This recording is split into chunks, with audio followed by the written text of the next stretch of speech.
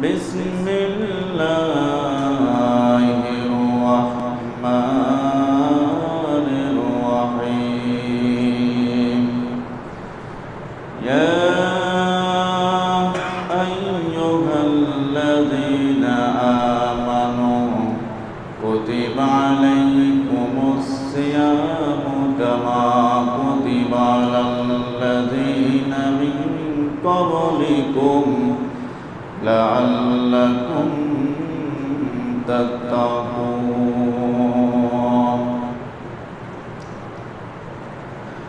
إلى آخر الآية.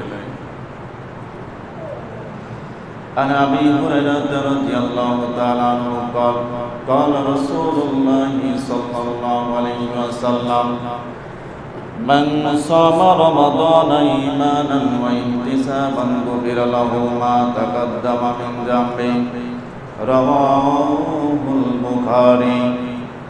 عن أبي هريرة رضي الله تعالى عنه قال قال رسول الله صلى الله عليه وسلم إذا دخل رمضان فتحت أبواب الجنة وغلقت أبواب النار وسلسلت الشياطين رواه البخاري أو كما قال عليه الصلاة والسلام.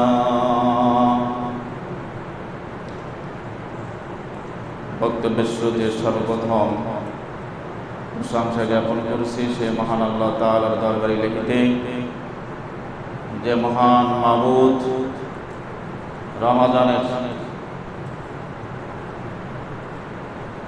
রমাজানের আগের জুমায় যে মহান আল্লাহ সুবহানাহু ওয়া তাআলা আমাদেরকে এই মাসের সামনে উপস্থিত করে নিয়ে আসছেন, যে মহান আল্লাহ সুবহানাহু ওয়া তাআলা কবরের বাসিন্দা না বানিয়ে, হাসপাতালের বেডে না রেখে, যে মহান আল্লাহ সুবহানাহু ওয়া তাআলা মহান নিয়ামত সুস্থতা দান করে যিনি আমাদেরকে তার পবিত্র এই ঘরে উপস্থিত হওয়ার তৌফিক দান করেছেন, এই জন্য কালিমাত শুকর আদায় করি। আমরা বলি আলহামদুলিল্লাহ। শান্তি বর্ষিত হোক নবী মুহাম্মদ রাসূলুল্লাহ সাল্লাল্লাহু আলাইহি সাল্লামের উপরেই। আমরা সংক্ষিপ্তভাবে বলি আল্লাহুম্মা সাল্লি আলাইহি আল্লাহুম্মা বারিক আলাইহি। সম্মানিত উপস্থিতি, আজকের সংক্ষিপ্ত বক্তব্যের বিষয় রমজানের পূর্ব প্রস্তুতি। চূড়ান্ত প্রস্তুতি সম্পর্কে আমরা কিছু কথা আলোকপাত করার চেষ্টা করব এবং সাথে সাথে আমরা বক্তা শ্রোতা উভয়কে আল্লাহ সুবহানাহু ওয়া তাআলা ইখলাসের সাথে উত্তম নিয়াতের সাথে আমাদেরকে যেন মারা তৌফিক দান করেন, আল্লাহুম্মা আমিন। সম্মানিত উপস্থিতি, যেহেতু রমজান মাস সমাগত, রমজান মাসে আল্লাহ সুবহানাহু ওয়া তাআলা মুমিনদের জন্য স্পেশাল কিছু হাদিয়া তোহফার ব্যবস্থা রেখেছেন। এই হাদিয়াকে আমাদেরকে গ্রহণ করতে হবে, তার কারণ এই রমজান মাস আমাদের জন্য নিয়ামত স্বরূপ। এই রমজান মাসেই অসংখ্য মানুষকে আল্লাহ সুবহানাহু ওয়া তাআলা জাহান্নাম থেকে নাজাতের ব্যবস্থা করেন। আল্লাহ সুবহানাহু ওয়া তাআলা আমাদের তাদের ভিতরে অন্তর্ভুক্ত করুন, আল্লাহুম্মা আমিন। সর্বপ্রথম কোরআনের আয়াত দিয়ে শুরু করতে যাচ্ছি। মহান আল্লাহ সুবহানাহু ওয়া তাআলা এই রমজানের ফজিলত সম্পর্কে কি বলছেন। মহান আল্লাহ রাব্বুল আলামিন কোরআনুল কারীমের ভিতরে সূরাতুল বাকারা 183 নম্বর আয়াত আমি আপনাদের সামনে তেলাওয়াত করেছি। আল্লাহ সুবহানাহু ওয়া তাআলা এই আয়াতের ভিতরে বলছেন, ইয়া আইয়ুহাল্লাযীনা আমানু কুতিবা আলাইকুমুস সিয়াম কামা কুতিবা আলাল্লাযীনা মিন ক্বাবলিকুম লাআল্লাকুম তাত্তাকুন। মহান আল্লাহ সুবহানাহু ওয়া তাআলা এখানে কাদেরকে ডেকেছেন? সাধারণ পাবলিকদেরকে ডেকেছেন, মানুষদেরকে ডেকেছেন, আল্লাহ সুবহানাহু ওয়া তাআলা এখানে একটা উপাধি ঈমানদার, সকল মানুষ কিন্তু ঈমানদার হতে পারে না। তো এখন আল্লাহ রাব্বুল আলামিন এখানে ঈমানদারদেরকে নির্দিষ্ট করে ডাকছেন। আল্লাহ তাআলা বলছেন ইয়া আইয়ুহাল্লাযীনা আমানু, হে ঈমানদারগণের, হে বিশ্বাসীগণের। তাহলে বোঝা গেল যে এই রমজানের সিয়াম আল্লাহ সুবহানাহু ওয়া তাআলা ঈমানদারদের উপরে ফরজ করেছেন। বলুন সুবহানাল্লাহ। তাহলে রমজানে রোজা রাখার পূর্বে আমাদেরকে খেয়াল রাখতে হবে, ভাই আমরা আসি যদি ঈমানদার আমি প্রকৃত পক্ষে হয়ে থাকি, তাহলে আল্লাহ সুবহানাহু ওয়া তাআলা প্রতিবার এই সিয়াম আমাদের উপরে সিয়ামকে ফরজ করেছেন। আল্লাহ রাসূল বিশুদ্ধ হাদিস, ঈমানদার আর কাফেরের মধ্যে পার্থক্য, বাইনাল আবদি বাইনাল কুফরি ওয়া তারকুস সালাত।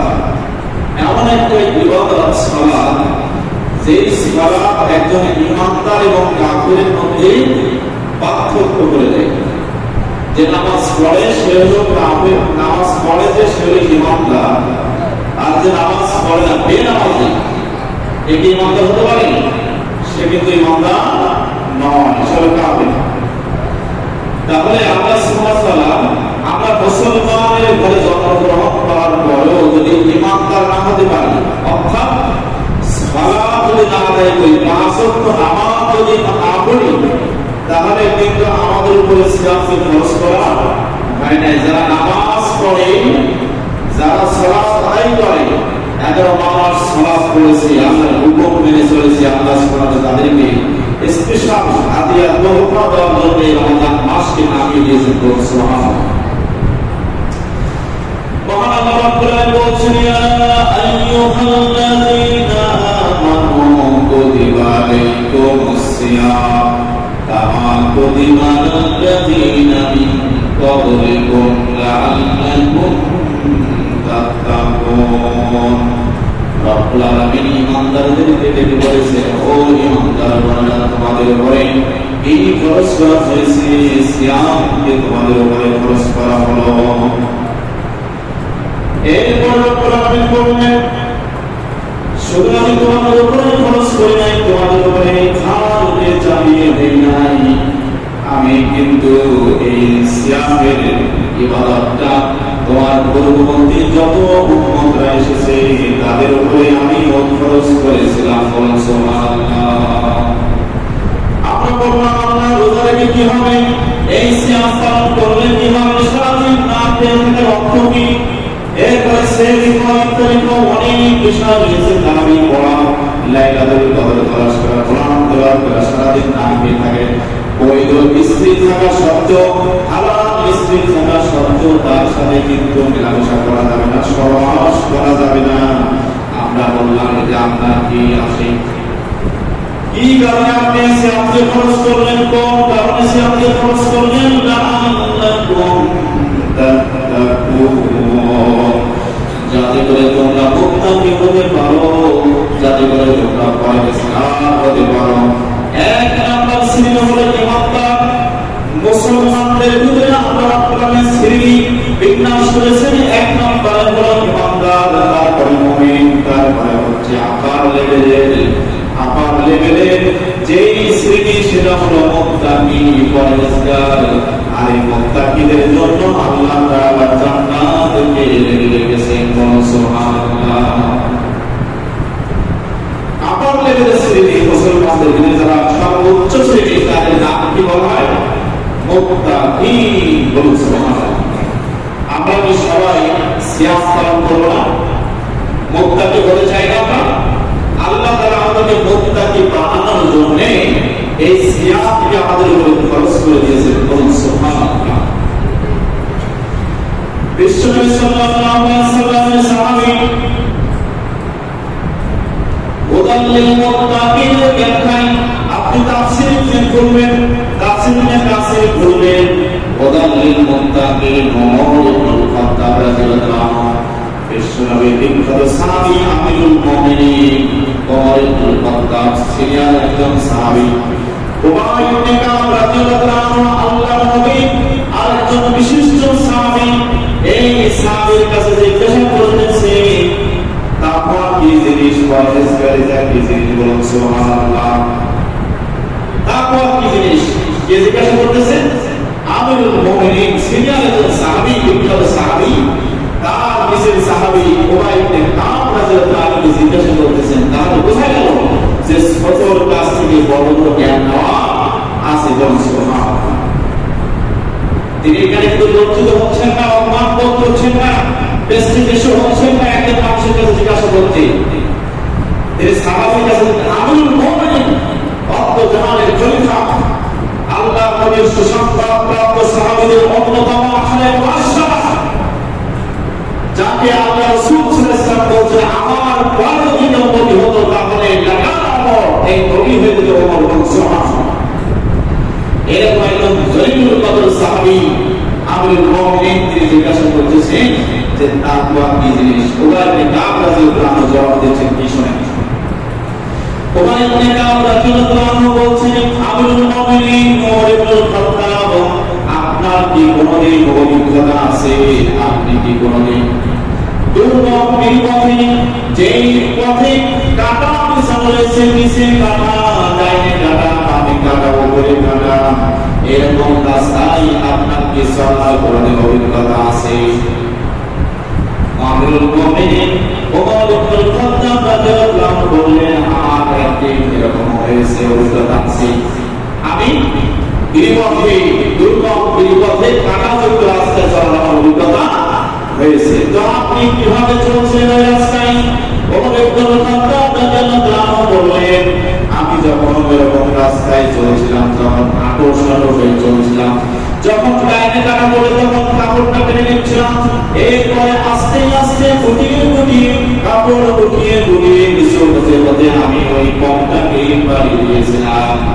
ওমর ইবনে খাত্তাব বললেন উবাই ইবনে কাব তো তাকওয়া হলো সেই জিনিস, মানুষ দুনিয়াতে চলবে যত গুনাহ ডান দিক থেকে হাতছানি দিবে, গুনাহ বাম দিক থেকে হাতছানি দিবে, সামনের দিক থেকে আসবে, পিছন দিক থেকে আসবে, হাতছানি দেওয়ার জন্য, গুনাহ করার জন্য আপনাকে বলা হবে। আর এরকম ভাবে যদি আপনি গুটিয়ে গুটিয়ে গুনাহ থেকে পরহেজ করতে করতে যদি আপনি জান্নাতে চলে যাবেন, এই নামই হলো মুত্তাকিন, বলুন সুবহানাল্লাহ। মুত্তাকিদের বৈশিষ্ট্য আল্লাহ সুবহানাহু ওয়া তাআলা এই সূরা বাকারার ভিতরে 5টি ওই মুত্তাকিদের বৈশিষ্ট্য বর্ণনা করেছেন। এই 5টি বৈশিষ্ট্য বলে আমি চলে যাচ্ছি। মুত্তাকিদের এক নম্বর বৈশিষ্ট্য হলো এরা হলো কায়েদের প্রতি বিশ্বাস স্থাপন করবে, ইউকিমুনাস সালাত, তারা সালাত আদায় করবে। আর সালাত যারা পড়ে না কিন্তু তারা মুত্তাকি হতে পারবে না, যারা সিয়াম রাখবে না তারা কোনদিন মুত্তাকি হতে পারবে না।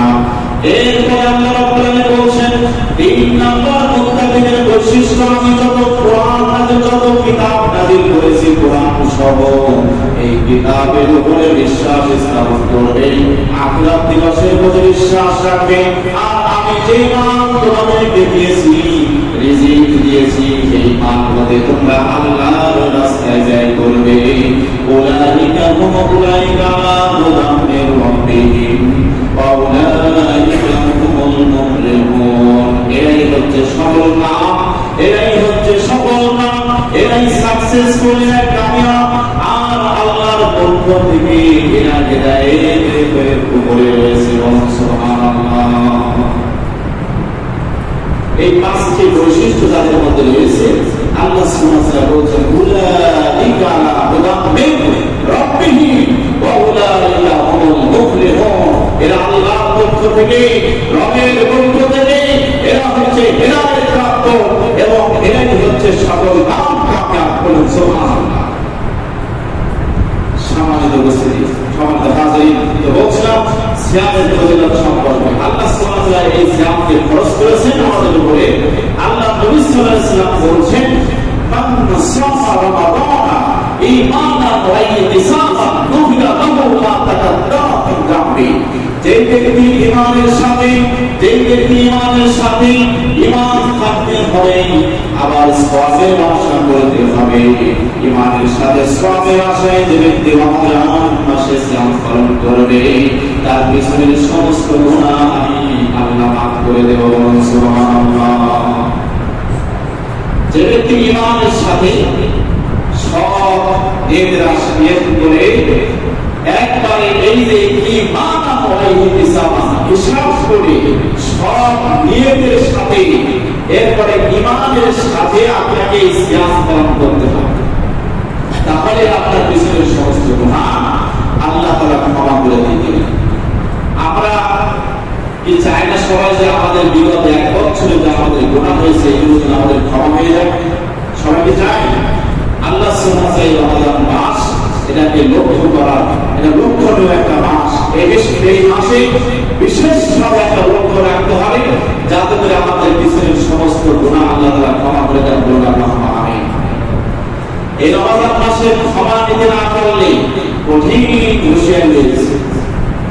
সহিহ ইমাম তারগিবে 926 নম্বর হাদিসে আল্লাহ নবী সাল্লাল্লাহু আলাইহি ওয়াসাল্লাম ইরশাদ করেন, হাদিসের বর্ণনাকারী মালিক বিন ওয়াইস রাদিয়াল্লাহু আনহু বলেন, সুবহানাল্লাহ, সৈয়দ রাসূলুল্লাহ সাল্লাল্লাহু আলাইহি ওয়াসাল্লাম আল্লাহ রাসূল সাল্লাল্লাহু আলাইহি ওয়াসাল্লাম একদিন মেম্বারের উপরে উঠলেন।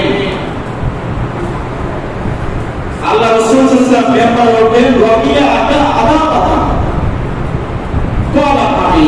আল্লাহ রাসূল প্রথম মেম্বারে পা দিলেন, এরপরে বললেন আমিন। সুবহান রাব্বিয়া আযা উখরা, দ্বিতীয় নাম্বার মেম্বারে পা দিলেন, তোলা আমিন, আল্লাহ কবুল করুন। এরপরে তৃতীয় মেম্বারে পা দিলেন, সুবহান রাব্বিয়া আযা সালিসানা, দ্বিতীয় মেম্বারে পা দিলেন, তোলা আমিন, তিনি বললেন আমিন। আতানি জিবরিল, জিবরিল আলাইহিস সালাম হাজির হলেন, বললেন ফাকালা ইয়া মুহাম্মদ মান আমরাকা রমাদান, যে ব্যক্তি রমাদান মাসে সিয়াম, রমাদান মাস পেল, যে ব্যক্তি রমাদান মাস পেল, যে ব্যক্তি রমাদান মাসের সাক্ষাৎ পেল, আর এই রমাদান মাসের সাক্ষাৎ পাওয়ার পরে তার নিজের খালাম ইউগফার লাহু, তার গুনাহকে সে ক্ষমা করে নিতে পারল না, ফাআবাদাহুল্লাহ, আল্লাহর রহমত থেকে সে দূরে সরে গেল এবং জাহান্নামে নিক্ষেপ হলো। আল্লাহ রাসূল সাল্লাল্লাহু আলাইহি ওয়াসাল্লাম বললেন আমিন, আল্লাহ কবুল করুন। এই কথাটা আপনি কি বুঝলেন? বিশ্বনবী আমাদের জন্য দোয়া করেছেন, এখান থেকে বোঝা যায় আল্লাহ রাসূল সাল্লাল্লাহু আলাইহি ওয়াসাল্লাম আমাদের জন্য দোয়া করেছেন। যে ব্যক্তি রমাদান মাস পাওয়ার পরে, রমাদান মাস পাওয়ার পরে যে ব্যক্তি আল্লাহর কাছে গুনাহকে ক্ষমা করিয়ে দিতে পারল না, আল্লাহ নবী সাল্লাল্লাহু আলাইহি ওয়াসাল্লাম বলেছেন গুনাহকে যে ক্ষমা করে দিতে পারল না সে ব্যক্তি আল্লাহর রহমত থেকে দূরে সরে গেল এবং জাহান্নামে নিক্ষিপ্ত হলো। আল্লাহ নবী বলেছেন আমিন, আল্লাহ তুমি কবুল করো। আল্লাহ রাসূল কি এখানে দোয়া করেছেন নাকি দোয়া করেছেন? বলেন সবাই বলেন, আল্লাহ রাসূল কি দোয়া করেছেন না ভালো দোয়া করেছেন? বলেন আল্লাহ রাসূল কিন্তু দোয়া করেছেন। তাহলে আল্লাহর নবী যদি আপনার বিরুদ্ধে দোয়া করে তাহলে এই দোয়া কি কবুল হবে না? এই দোয়া কবুল হবে কি হবে না? আল্লাহর নবী দোয়া করেছেন, মনে রাখতে হবে, খেয়াল রাখতে হবে, বিশ্ব নবী আল্লাহর কাছে দোয়া করেছেন আমিন, আল্লাহ কবুল করুন। তাহলে এখান থেকে গুরুত্বটা আপনি একটুখানি অন্তরের ভিতরে একটু গেঁথে নেন যে রমাদান মাসের কত গুরুত্ব। আপনি এই হাদিস, একটা হাদিস আপনাদের যথেষ্ট, এই একটা হাদিস যদি উপলব্ধি করেন আপনি আপনার জন্য রমাদানের গুরুত্বের ব্যাপারে এই একটি হাদিস যথেষ্ট। আল্লাহ সুবহানাহু ওয়া তাআলা আমাদেরকে এই রমাদান মাসে, বিশেষ করে এই রমাদান মাসে যেন আমরা ইস্তেগফার করতে কাটাতে পারি এবং আল্লাহর কাছে ক্ষমা চাইতে পারি। আল্লাহ তাআলা আমাদের তৌফিক দান করুন, আল্লাহুম্মা আমিন। সম্মানিত হাজির, আপনি বলবেন কিভাবে ইস্তেগফার করব? এই রমাদান মাসে আপনাকে বেশ বেশ করে ইস্তেগফার করতে হবে। আল্লাহর নবী সাল্লাল্লাহু আলাইহি ওয়াসাল্লাম আয়েশা রাদিয়াল্লাহু আনহাকে শবে কদর রাতে একটা বিশেষ ইস্তেগফারের দোয়া, একটা বিশেষ দোয়া লাইলাতুল কদরে একটা দোয়া শিক্ষা দিয়েছেন, যেটা হলো এই আল্লাহুম্মা ইন্নাকা আফুকুন তুহিব্বুল আফওয়া ফাফু আন্নি আল্লাহুম্মা ইন্নাকা মুখস্থ করতে হবে সবাই, যাতে জানা নেই এই দোয়া অবশ্যই মুখস্থ করতে হবে। তার কারণ হচ্ছে আপনার রমজানের শেষ দশকে বেজোর রাত্রিতে আপনাকে এই দোয়ার অসংখ্যবার এটা আপনাকে করতে হবে, আল্লাহর কাছে বলতে হবে, আল্লাহ আপনি ক্ষমাকে ভালোবাসেন, আপনি আমাদেরকে ক্ষমা করে দেন। বলুন সুবহানাল্লাহ। আল্লাহুম্মা ইন্নাকা আফুকুন তুহিব্বুল আফওয়া ফাফু আন্নি। এই দোয়া আর আল্লাহ রাসূল সাল্লাল্লাহু আলাইহি ওয়াসাল্লাম বলেন আল্লাহ সুবহানাহু ওয়া তাআলা সবচাইতে রমজান মাসে চারটি কাজ করলে আল্লাহ তাআলা নিজেই খুশি হয়ে যাবেন। আল্লাহ তাআলা নিজেই খুশি হয়ে যান। আমি বলবো তার মধ্যে একটা বলে রাখি যে অন্যতম একটা আমল হচ্ছে ইস্তিগফার, বেশি বেশি আল্লাহর কাছে ক্ষমা চাওয়া। আল্লাহ নবী সাল্লাল্লাহু আলাইহি ওয়াসাল্লাম দিনে কতবার ক্ষমা চাইতেন একটু বলেন তো দেখি ভাই। আল্লাহ রাসূল সাল্লাল্লাহু আলাইহি ওয়াসাল্লাম দিনে কতবার ক্ষমা চাইছেন? সাবিনা মাররাতান মিয়াতা মাররাতান। এক বর্ণনা আছে আল্লাহ রাসূল সাল্লাল্লাহু আলাইহি ওয়াসাল্লাম দিনে প্রত্যেক দিনে 100 বার করে ক্ষমা চাইতেন, 70 বার 100 বার আল্লাহর কাছে তিনি মাপ চাইতেন, ক্ষমা চাইতেন। এখন বলবেন কি দিয়ে মাপ চাইতেন? কি দিয়ে মাপ চাইতেন? ছোট সবচাইতে ইস্তেগফারের ছোট দোয়া, সব থেকে ইস্তেগফারের ছোট দোয়া সেটা হলো আস্তাগফিরুল্লাহ। ভাই বলা যায় সবাই আপনারা বলে খেয়াল রাখবেন, আপনি রমজান মাস পাচ্ছেন, আপনার কপালটা খুবই ভালো, আপনার কপাল খুবই ভালো যে আপনি রমজান মাস পেয়ে যাচ্ছেন ইনশাআল্লাহ। এই রমজান মাসে বেশি বেশি ইস্তেগফার করবেন। আপনার যে ছোট দোয়া শিক্ষা পেয়ে যায় সেটা হচ্ছে অন্তত পক্ষে কিছুই না বলতে পারেন, আপনি বলবেন আস্তাগফিরুল্লাহ। কি বলবেন? আর কিছু না, সাথে আস্তাগফিরুল্লাহ এতটুকু বলবেন। এরপরে মনে করতে এখানে যারা আছেন মনে করতেছেন যে এই দোয়া করতে পারি, আমি তো পারি, তাহলে আরেকটা দোয়া আপনি শিখে নেন। যারা আস্তাগফিরুল্লাহ বলতে পারে তারা একটা দোয়া শিখে নেন। এর সাইডে উপরে আছে একটা দোয়া, সেই দোয়াটা হচ্ছে আস্তাগফিরুল্লাহ আল্লাযী লা ইলাহা ইল্লা হুয়া হাইয়ুল কাইয়্যুম ওয়া আতুবু ইলাইহি। আপনি বলবেন যে এটাও আমি জানি। তারপর একটা শ্রেণী ফরজ, এরপর সবচেয়ে বড় দোয়া, সেটার নাম হচ্ছে সাইয়্যিদুল ইস্তিগফার। যেই দোয়া, যেই ইস্তিগফার যদি কোনো ব্যক্তি সকালে করে, সন্ধ্যার পূর্বে যদি মৃত্যুবরণ করে, আল্লাহর নবী বলেন অনায়াসে সেই ব্যক্তি আল্লাহর জান্নাতে প্রবেশ করবে। বলুন সুবহানাল্লাহ। যে ব্যক্তি সন্ধ্যাবেলা একবার পড়বে, যে ব্যক্তি সন্ধ্যাবেলা একবার পড়বে, সারা রাতের ভিতরে যদি সে মৃত্যুবরণ করে, ফজরের আগে যদি মারা যায়, আমার নবী বলেন ওই ব্যক্তি আল্লাহর জান্নাতে প্রবেশ করবে। বলুন সুবহানাল্লাহ। সাইয়্যিদুল ইস্তিগফার এর নাম হচ্ছে সাইয়্যিদুল ইস্তিগফার। আপনাদের ভাই মুখস্থ আছে সবাই? দেখি তো, দেখি টেস্ট করে দেখি, হাত দেখে তো দেখি কার কার মুখস্থ আছে সাইয়্যিদুল ইস্তিগফার। আলহামদুলিল্লাহ, আল্লাহ আমাদের জানাই খায়রান করুন ইনশাআল্লাহ। এই দোয়া আমরা আছে সবাই ইনশাআল্লাহ আমল করবেন, আল্লাহ তাআলা আমাদের তৌফিক দান করুন, আল্লাহুম্মা আমিন। তো বলছিলাম যে নিয়তের বিষয়, তাহলে তিনটা ইস্তিগফারের কথা বললাম। একটা ইস্তিগফার হলো আস্তাগফিরুল্লাহ, যে না কিছু না বলতে পারেন আস্তাগফিরুল্লাহ করবেন দিনে 100 বার অথবা অধিক পরিমাণে আপনি ইস্তিগফার করবেন। এরপরে আস্তাগফিরুল্লাহ আল্লাযী লা ইলাহা ইল্লা হুয়া হাইয়ুল কাইয়্যুম ওয়া আতুবু ইলাইহি। এরপরে আপনি কি করবেন? আল্লাহুম্মা আনতা রাব্বি লা ইলাহা ইল্লা আনতা খালাকতানি ওয়া আনা আবদুকা ওয়া আনা আবদুকা ওয়া বিকা মাসতাতাতু আউযু বিকা মিন শাররি মা সানাতু ওয়া আকুলু বিনিমাতিকা আলাইয়া আবু বিযামবি ফাগফিরলি ফাইন্নাহু লা ইয়াগফিরু যুনুবা ইল্লা আনতা। এই দোয়াটা ইনশাআল্লাহ আমরা যারা জানি না ইনশাআল্লাহ শিখে নেওয়ার চেষ্টা করব। আল্লাহ তাআলা আমাদেরকে তৌফিক দান করুন, আল্লাহুম্মা আমিন। সম্মানিত উপস্থিতি, মহান আল্লাহ সুবহানাহু ওয়া তাআলা বলছেন, আমরা জিজ্ঞাসা করলাম আল্লাহ সুবহানাহু ওয়া তাআলার কাছে যে রোজা কেন রাখবো, আল্লাহ তাআলা বলছেন যাতে করে তোমরা মুত্তাকি হতে পারো। রব্বুল আলামিন এবার বলছেন, আল্লাহর কাছে বললাম যে এটা কয়দিন হবে, আইয়ামান মাদুদাত। আল্লাহ রব্বুল আলামিন বলছেন এটা হাতে কয়েকদিন মাত্র সময়, কয়েকদিন মাত্র। আইয়ামান মাদুদ ফামান কানা মিনকুম মারিদান আও আলা সাফারিন ফাইদাতুন মিন আইয়ামিন উখরা। আল্লাহকে বললাম আল্লাহ এই রমজান মাস পাইলাম কিন্তু আমি বড়ই অসুস্থ রয়েছি, আল্লাহ এমন রোগ আমাকে ধরেছে যে রোগের কারণে আমি না খেয়ে থাকতে পারবো না। আরেকজন বলল আমি অসুস্থ রয়েছি, আরেকজন বলল আমি সফরে রয়েছি, সফর বড় কষ্টময় জীবন, এই সফরে থাকার কারণে আমি সিয়াম রাখতে পারছি না। আল্লাহ তাআলা সহজ করে দিলেন।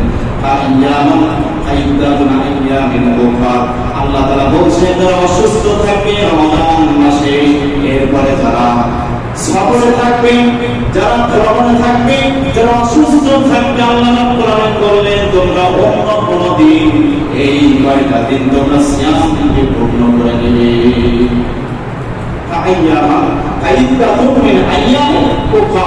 আপনি অসুস্থ হলে রমাদান মাসে সিয়াম রাখতে পারলেন না, এরপরে সফরে আছেন, ভ্রমণে আছেন, রোজা রাখতে পারলেন না, পড়ে গেল, আপনি অন্য কোনো মাসে ওটাকে গণনা করে দিবেন, অন্য কোনো মাসে ওটা রেখে দিবেন, আল্লাহ তাআলা আপনার এই সিয়ামকে কবুল করে নেবেন। বলুন আল্লাহ আমিন। তাহলে বোঝা গেল আল্লাহ সুবহানাহু ওয়া তাআলা আপনার জন্য সহজ করে দিয়েছেন। ওয়া আলাল্লাযিনা ইউতিকুনা ফিদিয়াতুল তাআমুল মিসকিন। আল্লাহ তাআলা এর পরের অংশে বলছেন যারা বৃদ্ধ হয়ে গেছে, অক্ষম হয়ে গেছে, যারা রোজা রাখার সামর্থ্য নাই, বেঁচে আছে, এদের জন্য কি করতে হবে? আপনার মিসকিনকে খাদ্য দেওয়া শুরু। আনাস ইবনে মালিক রাদিয়াল্লাহু আনহু 103 বছর ধরে চলতেছিলেন, শেষ বয়সে তিনি সিয়াম পালন করতে পারতেন না। এই কারণে উনি রমজান মাস আসলে রোজা রাখতেন, যখন রোজা রাখতে পারতেন না বৃদ্ধের কারণে, তখন তিনি ফিদিয়া দিতেন, মিসকিনকে খাওয়ান দিতেন, তিনজন মিসকিনকে তিনি খাইয়ে দিতেন, তিনি রোজাকে পূর্ণ করে দিতেন। আল্লাহ সুবহানাহু ওয়া তাআলা আমাদেরকে সহজ করে দিয়েছেন। বলুন সুবহানাল্লাহ। আপনি বিদ্যমান সক্ষম মানুষ, মিসকিন ঠিক হয়ে যাবে। এরপর আল্লাহ সুবহানাহু ওয়া তাআলা বলছেন ফামান তাতাওয়া খায়রান, যদি তোমরা সিয়াম বৃদ্ধ বয়সে রাখতেও পারো তাহলে তোমাদের জন্যই না, খায়রুল লাহুম, তোমাদের জন্য ভালো। বলুন সুবহানাল্লাহ। মহান আল্লাহ রাব্বুল আলামিন তাসুমু খায়রুল লাকুম ইন কুনতুম তা'লামুন।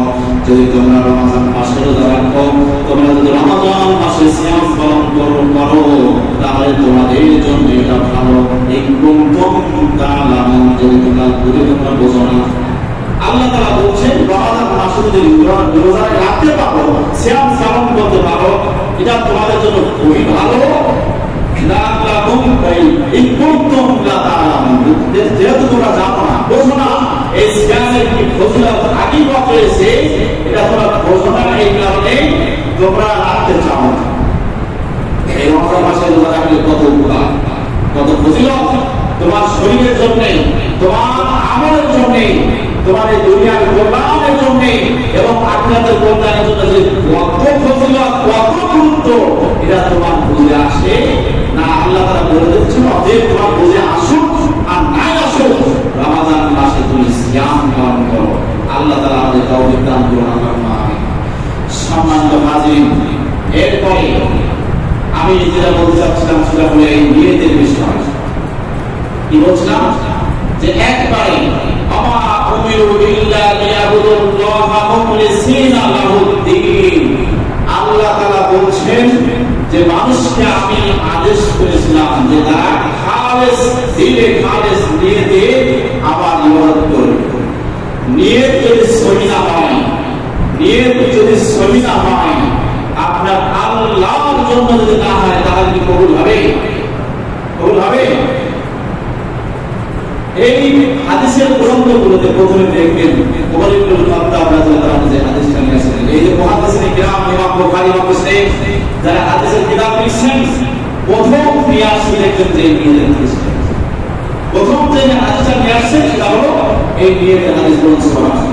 ইন্নামা আমালু বিন্নিয়াত, সকল কাজ নিয়তের উপরে নির্ভরশীল, সকল আমল নিয়তের উপরে নির্ভরশীল। এখন নিয়তটা যদি ঠিক না হয় তাহলে কিন্তু আপনার সব বৃথা হয়ে যাবে, সব দুলিশান হয়ে যাবে, কোন কিছু আল্লাহর দরবারে গ্রহণযোগ্য হবে না। আবু তালেব নাম সবাই শুনেছেন কিনা? আল্লাহ রাসূলের চাচা। এই ইসলামের জন্য তিনি যে খেদমত করেছেন, যে আঞ্জাম দিয়েছেন, আল্লাহ রাসূলকে যেভাবে বুকে আগলে ধরে রেখেছেন এবং কাফের মুশরিকদের কাছ থেকে যেভাবে তিনি হাল স্বরূপ একবারে নিজের মাথাকে পেতে দিয়েছেন, বুককে পেতে দিয়েছেন। ইসলামের প্রথম যুগে আল্লাহ রাসূলের উপরে যে অত্যাচারের নির্যাতনের ইস্তেগফার চলেছিল, সেই সময় কিন্তু আবুল রসুলের একমাত্র ব্যক্তি ছিল আবু তালিব। আর এই কারণে কিন্তু তারপর সবচেয়ে জাহান্নামের মধ্যে হালকা শাস্তি হয়। আর এই যে আবুল নিজে বলেছেন যে ভালো কাজ করেছেন, নবীকে সহযোগিতা করেছেন, ইসলামকে এই দুনিয়ার প্রতিষ্ঠার কাজে তিনি যে অগ্র ভূমিকা পালন করেছেন, এতে কোনো সন্দেহ নাই। তো তারপরে তার ঠিকানা কোথায় হচ্ছে বলেন? ঠিকানা কোথায়? যখন কাফিররা যখন মারতে আসতেছে, আল্লাহ রাসূলকে হত্যা করবে, তখন আবু তালেব দীপ্ত কণ্ঠে নাট্যহীন কণ্ঠে ঘোষণা করেছিল, আমার শরীরে এক বিন্দু রক্ত থাকতে, একটা পশম থাকতে আমার ভাতিজার গায়ে হাত দিবে, আর আমি বরদাস্ত করব যতক্ষণ এক বিন্দু রক্ত আছে তার বিরুদ্ধে আমি লড়তে থাকবো। এরকম হিম্মতার কথা তিনি সেদিন বলেছিলেন। তারপরও এই আমলগুলো কবুল হচ্ছে না কেন? শুধুমাত্র নিয়তের কারণে। কিসের কারণে? নিয়তের কারণে। আল্লাহর জন্য নিয়ত ছিল না, কথা বলছেন, হাদিজার জন্য নিয়েছেন। যেমন সে হাদিজা, তাকে সাহায্য করতে হবে এই নিয়ে, কিন্তু যে আল্লাহর উদ্দেশ্যে নিয়ত করতে হবে, এই সবটা আল্লাহকে গ্রহণ করতে হবে, আল্লাহকে গ্রহণ করবেন, এই নিয়ত তার ছিল। নিয়তের যেহেতু কুরসিয়াত নাই, ইখলাস নাই। তো বলছিলাম নিয়তটা খুবই গুরুত্বপূর্ণ। আপনি যে কোনো ইবাদত করবেন, যাই করবেন না কেন, এটা আল্লাহর জন্য হতে হবে। কার জন্য? ইখলাসুন নিয়ত ইলাল্লাহ, আল্লাহর দিকে আপনাকে এটাকে সবক করতে হবে, আল্লাহর দিকে ফেরত দিতে হবে যে আল্লাহ সুবহানাহু ওয়া তাআলার জন্য আমি কাজটা করছি। তাহলে এই রমজান মাস একটা গুরুত্বপূর্ণ মাস এবং ইবাদতের মাস। আমরা যে সিয়াম রাখবো, এই সিয়াম রাখার সময় তো নিয়ত করতে হবে আমাদের। কি করে নিয়ত করতে হবে ভাই? রমজান মাস মনে করেন রবিবার শুরু, তো এখন আমরা কিভাবে নিয়ত করব বলেন? সবাই নিয়ত করুন আপনি ওদের কথা বলতে আল্লাহ বুঝবো না যে আপনারা কি বলতে চাচ্ছেন। নিয়তটা করবো কেমনি? নিয়তটা হবে কিভাবে? একজন বলতে সবাই বলতে পারছেন না, মনে মনে ভেবে নেবেন, তাই তো? এখন বলছে যে না, এটা মনে মনে ভাবতে হবে না। ওই যে নামাজ মুসাল্লি আছে না, মনে আছে না আপনাদের? করেন না নাকি? তারপরে এই যে রমজান মাসে সিয়াম পালন করতে হবে, এখন মনে করেন এর নিয়ত হচ্ছে নাওয়াইতু আনা সুন্নাত ওয়ালা। আমি সামনে বলি, আজ ছোটবেলায় আমাদের নিয়ত মুখস্থ করতে করতে আমাদের একদিন আমরা ফেলে গেছি। নিয়ত মুখস্থ করতে করতে এমন মুখস্থ হয়ে গেছে, এরপরে মনে হয় এখন যে হুজুরা যদি আমাদের নিয়ত মুখস্থ না করে, যদি একটা সূরা যদি আমরা শিক্ষা দিত তাহলে অনেক ভালো হতো, ঠিক না? একটা সূরা যদি শিক্ষা দিতেন তাহলে অনেক ভালো হতো, আমার জীবনের জন্য, লাইফের জন্য উপকার হতো। তো এখন কথা হচ্ছে যে নিয়ত, এই নিয়ত শব্দের অর্থ কি? নিয়ত শব্দের অর্থটাকে আগে বুঝতে হবে। নিয়ত করা নাকি নিয়ত করা বলা? নিয়ত করতে হবে নাকি করতে হবে? বলতে হবে। নিয়তটা করতে হবে। আর নিয়ত করা হয় কোথায়? নিয়ত করা হয় কোথায়? অন্তরে। আর পড়া হয় কোথায়? মুখের কাজ কি? মুখের কাজ হলো পড়া, কানের কাজ কি? শোনা, চোখের কাজ কি? দেখা, এই গানের কাজ কি? খাওয়া। তো এখন আপনার নিয়ত মানে সংকল্প ইরাদা করা, ইচ্ছা করা। তো এটা আপনার কি মুখে বলা লাগবে নাকি অন্তরে বলা লাগবে? নিয়ত করা এটা বলা না, কিন্তু বলা হচ্ছে মুখের কাজ, আর নিয়ত করা হচ্ছে এটা হচ্ছে অন্তরের কাজ, অন্তরের কাজ। তো সমাজ উপস্থিতি, তো বলছিলাম একটা বিষয় যে নাওয়াইতু আন উসাল্লি আসুন্না ওয়ালা, এই যে নিয়তটা আমাদেরকে মুখস্থ করা হয়েছে, পড়ানো হয়েছে, আমরা নিয়তটা মুখস্থ করেছি। তো এখানে একটা বিশেষ ভাবে আপনাকে লক্ষ্য রাখতে হবে, একটা এই যে নিয়তটা মানুষের তৈরিকৃত নিয়ত, এটার অর্থ করলে আমরা বুঝতে পারবো। এখন এই নিয়তটা আমরা করি নাওয়াইতু আন উসাল্লি ওয়া মনে করেন রমাদান মাসে যখন সিয়াম পালন করবেন, এই নিয়তটা করতে হয় কখন? সেহরির সময়। কখন? সেহরির আগে আমরা সাহারি যখন খাই তখন আমরা আগে সময় নিয়তটা করে তখন সাহারি খাই নাকি? তো এখন দিন শুরু হয় কয়টা থেকে? বলেন, দিন শুরু হয় কয়টা থেকে?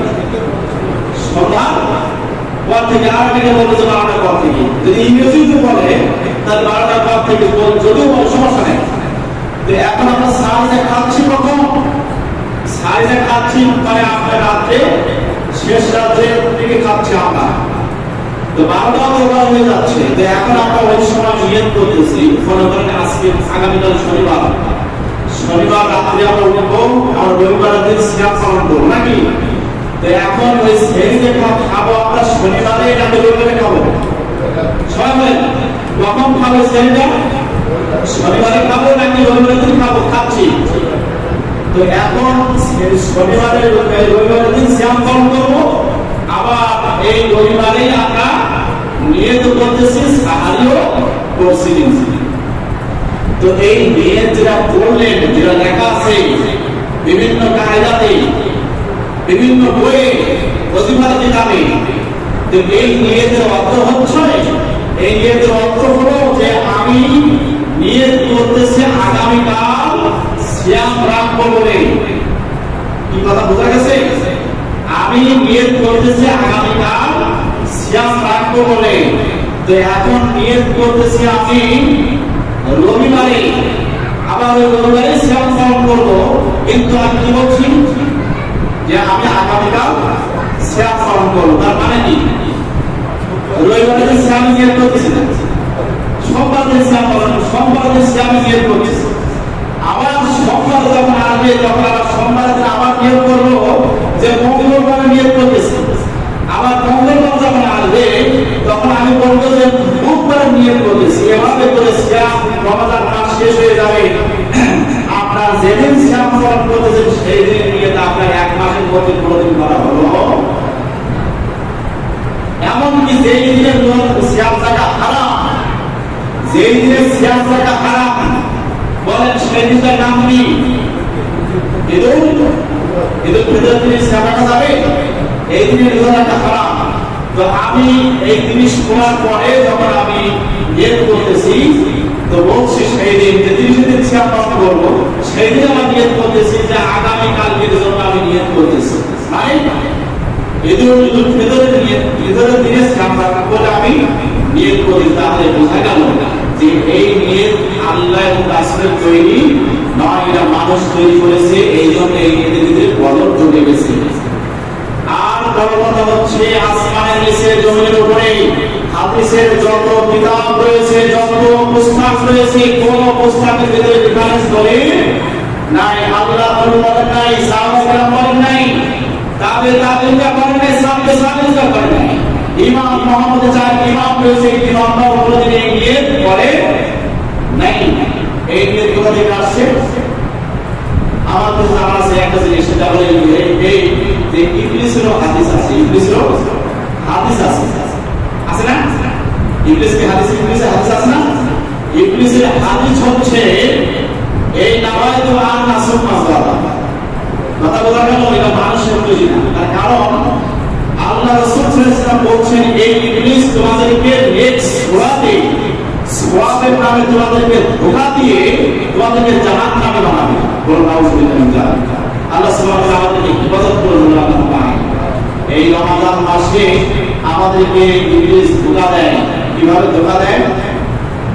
এই রমাদান মাসে ইবলিস আমাদেরকে ধোঁকা দেয়, সেটা হলো এই যে রমাদান মাসে সূর্য ডোবার পরেও এরপর 5 মিনিট 10 মিনিট লেট করে ইফতারি করতে হবে। এটা হচ্ছে ইবলিসের হাদিস। এরপরে রমাদান মাসে আরেকটি ইবলিসের হাদিস, সেটা হলো এই যে প্রথম 10 দিন রহমত, মধ্য 10 দিন আপনার বরকত, এরপরে শেষের 10 দিন নাজাত। এগুলো হচ্ছে মানুষের তৈরি করা হাদিস। আল্লাহ সুবহানাহু ওয়া তাআলা আমাদেরকে হেফাজত করুন। আল্লাহুম্মা আমিন। তো সম্মানিত উপস্থিতি, আমরা নিয়ত করব কিসের মাধ্যমে? বলেন সবাই, অন্তরের মাধ্যমে। নিয়ত করব কিসের মাধ্যমে? অন্তরের মাধ্যমে আমরা সালাতে নিয়ত করলাম, এরপর রমাদান মাসে সিয়ামে নিয়ত করলাম। এখন আরেকটা ইসলামের ত্রুটি বড় ইবাদত, সেটা নাম কি? 3 নম্বর হচ্ছে যাকাত। এই যাকাতের যে আমরা দেই, তো এটা হলো আপনার নিয়ত রাখতে রাখবেন। এই যে যাকাত দেই, এটা আল্লাহর জন্য দান করতে হয় না? তো এখন নামাজের পড়ার সময় আমি নিয়ত করলাম, আরবিতে নিয়ত করলাম, সিয়াম থাকার সময় আরবিতে নিয়ত করলাম, তাহলে এখন যাকাত যখন আমি দেব তখন আরবিতে নিয়ত করা লাগবে না? লাগবে না। তো এখন ভাই আপনারা বলেন তো দেখি, যে যখন যাকাত দেন তখন যে আপনারা করেন নিয়ত করেন না, তাহলে বোঝা গেল যে এই যে নিয়ত করার কিছু নিয়ত আমাদের শিক্ষা দেওয়া হয়, এই নিয়তগুলো কোরআন এবং হাদিসের ভিত্তি নয়। আল্লাহ সুবহানাহু ওয়া তাআলা আমাদের নিয়ত থেকে বের হয়ে আসা তৌফিক দান করুন, আল্লাহুম্মা আমিন। এই কারণে তো ভাই বলি যে সহিহ আকীদাকে গ্রহণ করতে হবে। আকীদা এই জন্য গ্রহণ করতে হবে, সারা জীবন একটা মানুষ এই দিন বিদআত দিয়ে আপনার সালাত আদায় করতেছে, নামাজ পড়তে হবে। প্রথম আপনার বিদআত সেটা হচ্ছে এই আপনার মুসলমানরা পিছিয়ে যায়, পিছিয়ে দোয়া করতেছে, ইসমিওয়াজ্জাহাতু ওয়াজিয়া লিল্লাযী ফাতারাস সামাওয়াতি ওয়াল আরদা হানিফাও ওয়া মা আনা মিনাল মুশরিকিন। আসলে নাই জাহাজ পিছিয়ে ওয়াজ্জাহাতু করা শুরু হয়ে গেছে নিয়ত করে। এরপরে আপনার নিয়ত বাধা যেটা আছে আরবিতে নিয়ত করে তারপরে আপনার দাঁড়িয়ে যাচ্ছে। আবার বলা আছে পাক এক বিহার কিংবা আপনার 4 আঙ্গুল ধরে থাকবা হয়ে দাঁড়ান, আল্লাহ সুবহানাহু তাই বলছে। তো এই তিন বিরাতের মাধ্যমে আমরা সালাত আদায় করি। তাহলে সহিহ আকীদা গ্রহণ করলে আমাদের লাভ কি? এই একটা প্রমাণ নিয়ে আপনি ভালো থাকেন, এই নিয়তের বিষয়টা সন্তুষ্ট থাকেন যে আপনি এই আকীদার ভিতরে আসার কারণে যে আপনাকে ওই বিভ্রান্ত আকীদা, মানুষের তৈরিকৃত আকীদা থেকে নিয়ত থেকে বের হয়ে আসার আল্লাহ তাআলা আপনাকে একটা সুযোগ দান করেছেন। বলুন আল্লাহুম্মা আমিন। আপনার নিয়ত যদি ঠিক না থাকে আপনার কোনো ইবাদত আল্লাহ তাআলা কবুল হবে কি? নিয়ত ফরজ। তাহলে বোঝা গেল যে নিয়ত আমাদের করতে হবে কিসের মাধ্যমে? অন্তরের মাধ্যমে। আল্লাহ সুবহানাহু ওয়া তাআলা অন্তরে নিয়ত করা তৌফিক দান করুন, আল্লাহুম্মা আমিন। আপনি যখন বাজার করতে যান, যখন আপনি হজে যান, হজের উদ্দেশ্যে যখন রওনা হবেন, তখন আপনি 1 বছর আগে বলেন যে ভাই আমি হজ করার নিয়ত করেছি। কি করেছি? হজ করার নিয়ত করেছি।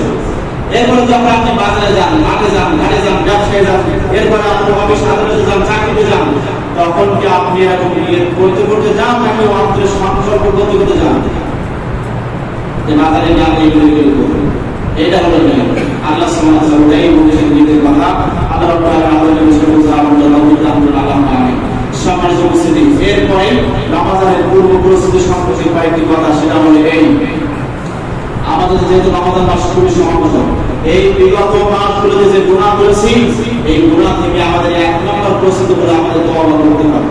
ইস্তেগফারের মাধ্যমে আমাদের বিরাজ চলে বলতে হবে, আল্লাহর কাছে কেঁদে বলতে হবে, আল্লাহ যে গুনাহগুলো করেছি, এই 11 মাস যে গুনাহ করেছি আল্লাহ, যেহেতু রমাদান মাস সামনে, আমার জিন্দেগীর সমস্ত গুনাহ আপনি ক্ষমা করে দেন। আমি তওবা করতেছি, আমি আল্লাহর দরবারে, আমি তোমার দরবারে রুজু হচ্ছি, আমি তোমার দরবারে ফিরে আসলাম। সমস্ত আমলকে লাথি দিয়ে ছুঁড়ে দিয়ে আল্লাহ তোমার রহমতের আশায়, তোমার রহমতের আশাধারী হয়ে আল্লাহ জান্নাতের আশায় তোমার রাস্তায় ফিরে এসেছি।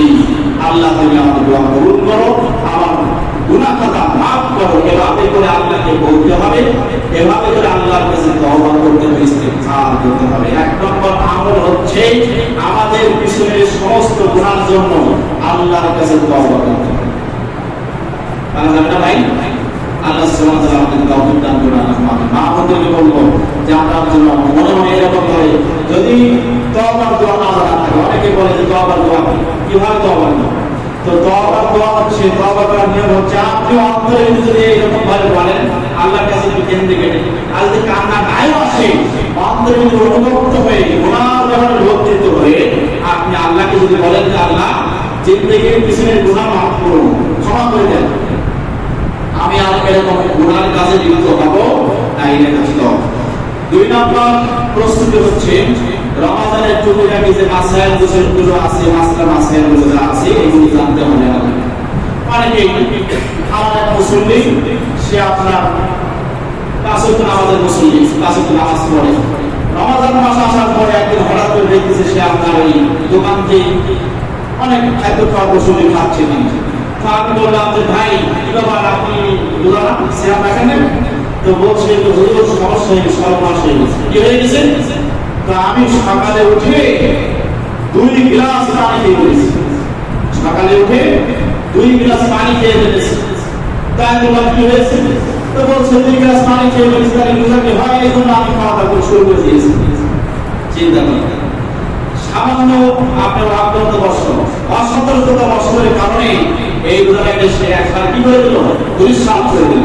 ও যদি এতটুকু জানতো যে 2 গ্লাস পানি ভুলে খেয়ে ফেলেছে, সে ভুলে খেয়ে ফেলেছে, এখন তার আপনার জ্ঞান ফিরে আসার পরে সে দেখলো যে আমি ভুল করেছি, এরপরে আর সে খাবার বন্ধ করে জানতে হবে না, তাহলে তার সিয়াম আসার পরে কবুল হয়ে যাবে।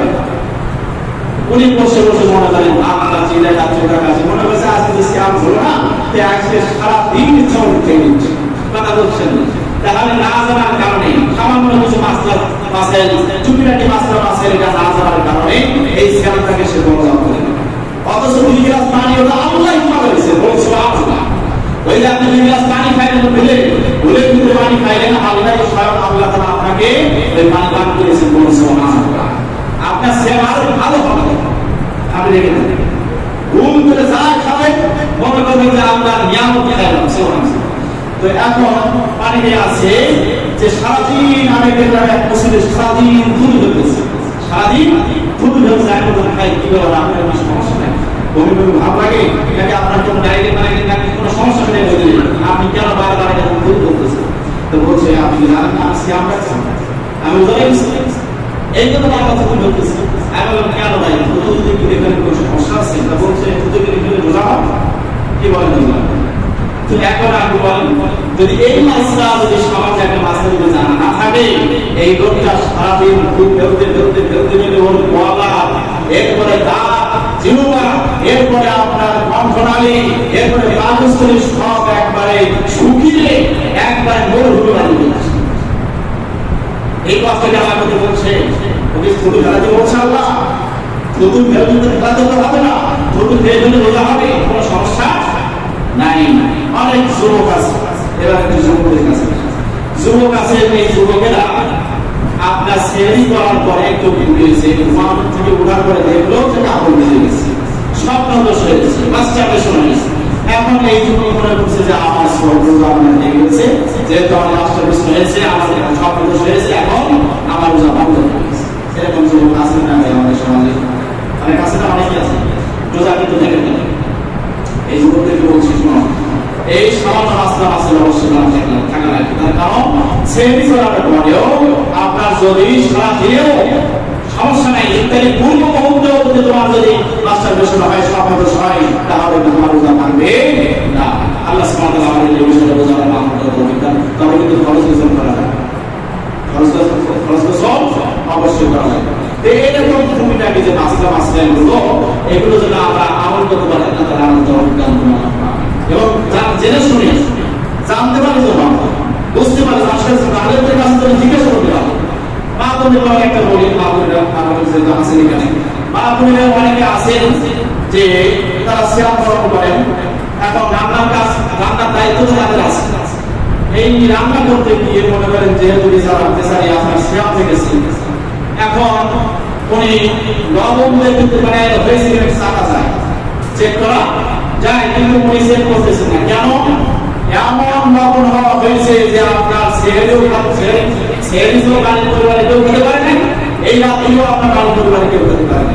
আর এক মহিলা কি করছে মনে করেন লবণে নেই, খাবে কেন? তো এখন আপনার জগতে সহজ করা হয়েছে, এই বিষয়টা আপনার জানার দরকার ছিল যে আপনি মুখে দিয়ে একটু চাকতে পারেন, জিহ্বা দিতে পারেন এবং নতুন করে দেখলে যে লবণটা হয়েছে।